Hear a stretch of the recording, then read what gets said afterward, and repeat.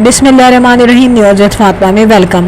Viewers, तबीयत NASA's है, गला बहुत ज़्यादा ख़राब है, गले में तकलीफ़ भी है, मगर आप तक एक अपडेट पहुंचानी है जो सुबह से मैं सोच रही थी कि इस पर मैं वीडियो बनाऊं, मगर फीवर भी था, गला भी ख़राब था।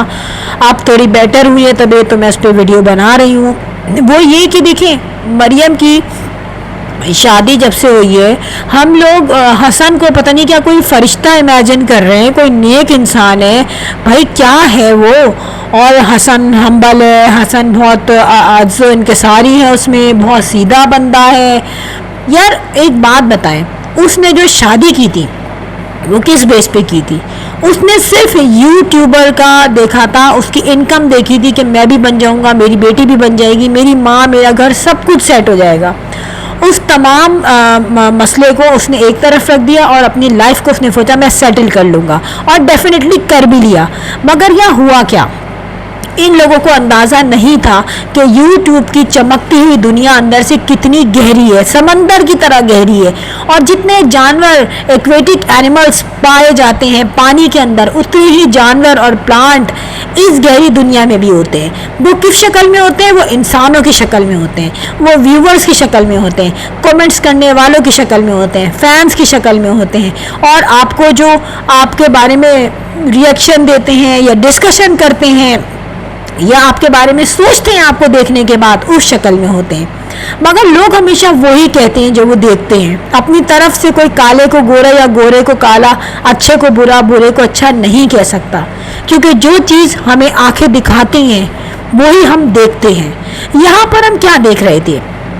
मरियम की शादी हुई, बहुत कहते हैं बहुत ज़्यादा धूम धड़क्के से हुई।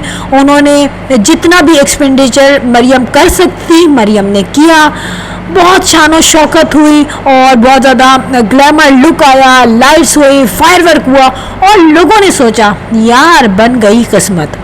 देखें, यहाँ पर कहा जाता है कि ये सारी चीज़ें साइड पर होती हैं, बट सेंट्रल पीस क्या होता है?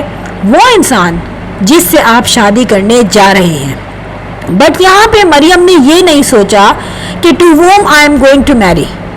उसने बस ये सोचा आई हैव टू मैरी।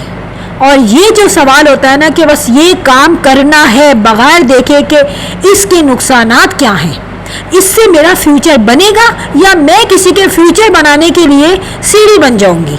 और हुआ यही। मरियम ने जब शादी की तो हमें कुछ कुछ अंदाज़ा तो हो रहा था उनकी कंजूसी का, उनकी गुर्बत का। जब माइयों का सामान आया, वहाँ थाल पकड़े मरियम गाना गा रही थी कि मेरा दिल बहुत खुश है, मैं बहुत खुश हूँ।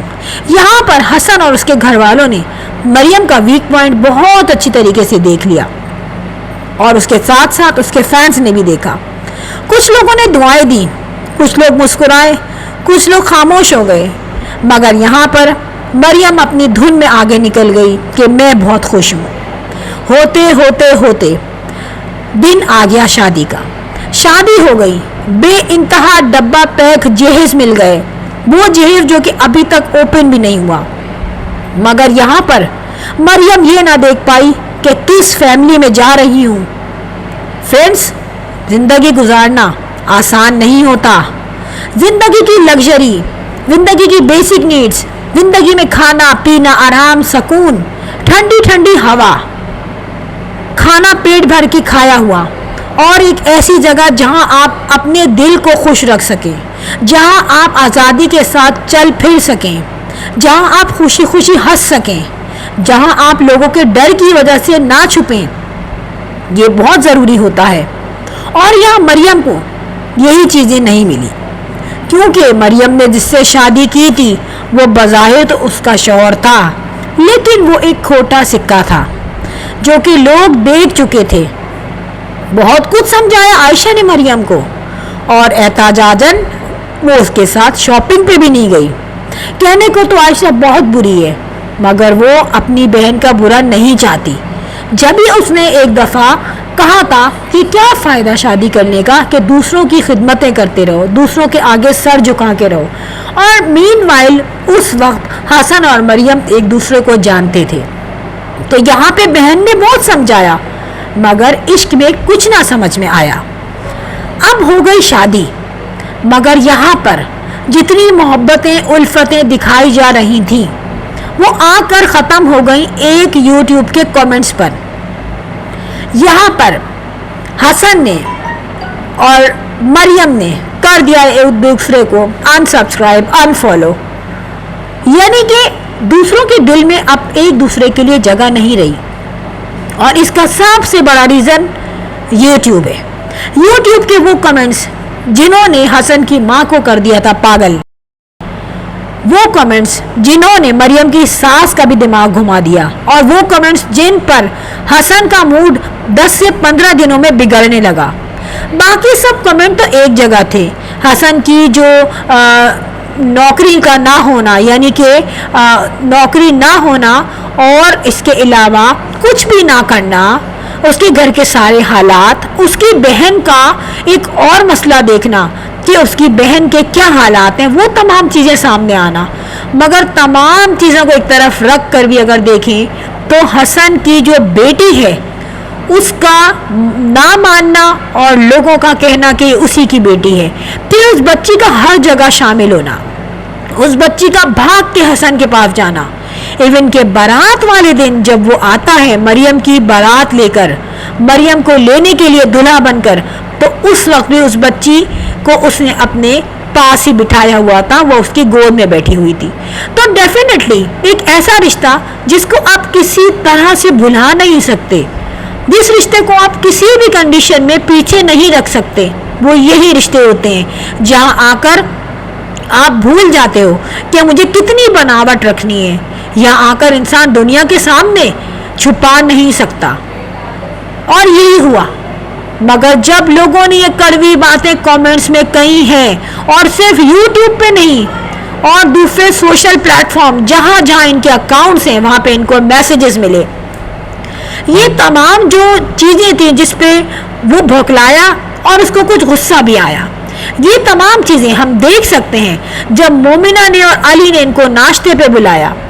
آپ نے نوٹ کیا کہ موڈ کسی کا بھی صحیح نہیں تھا. ایون کہ کچھ دنوں پہلے یہی مریم تھی جو سوتے جاگتے ہنستے کھیلتے مسکراتی تھی کہ میرا یہ کمرہ ہے جہاں پہ میں خوب اپنے ویڈیوز بناؤں گی.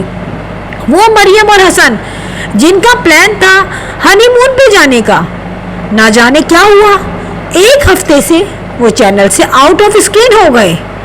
فرینڈس، ہم جانتے ہیں کہ یوٹیوبرز کے لیے اسکرین سے آؤٹ ہونا ایسا ہے کہ اپنی جاب سے ریزائن کر دینا. ان کا پیسہ، ان کا ڈیلی اسکرین پہ آنا ہی ہے.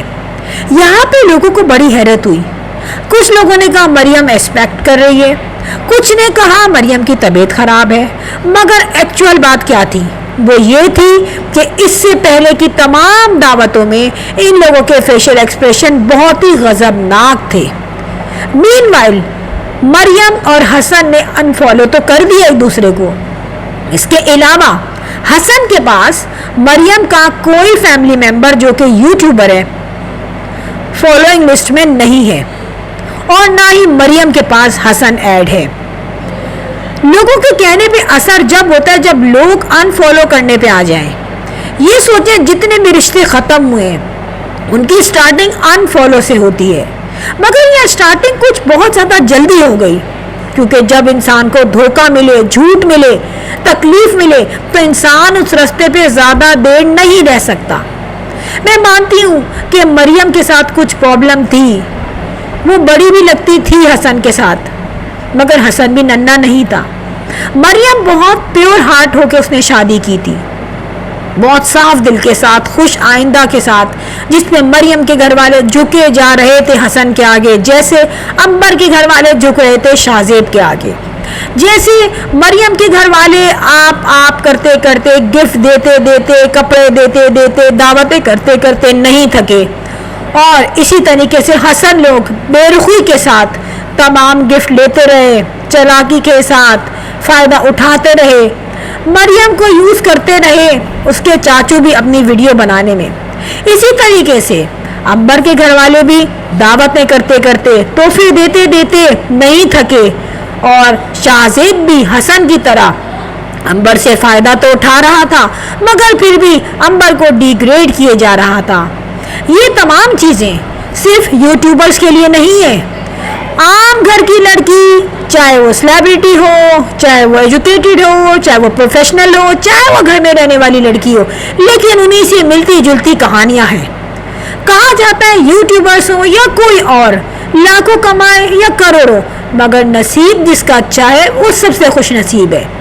دعا ہم یہ کرتے ہیں کہ مریم کے راستے میں اللہ تعالیٰ خوشیاں دے, اور اسی طریقے سے امبر کے بھی راستے اللہ تعالیٰ آسان کرے. مگر یہ دیکھتے ہیں کہ مریم کی لائف آگے کیا جاتی ہے.